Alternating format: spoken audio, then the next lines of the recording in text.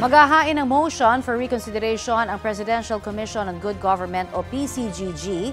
Kaugnay po yan sa pagbasura ng Sandigan Bayan sa 6 na iba pang kaso ni na dating Pangulong Ferdinand Marcos Sr., dating First Lady Imelda Marcos, na mayapang negosyante na si Danding Cojuangco at iba pa kaugnay sa kontrobersyal na Coco Levy Fund.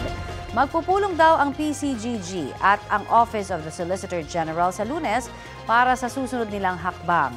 Ayon sa PCGG, sakali raw hindi katigan ng Sandigan Bayan ang kanilang apela, posible raw nila itong iakyat sa Korte Suprema.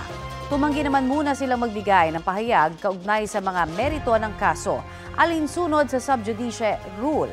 Sasagutin daw nila ito sa Korte.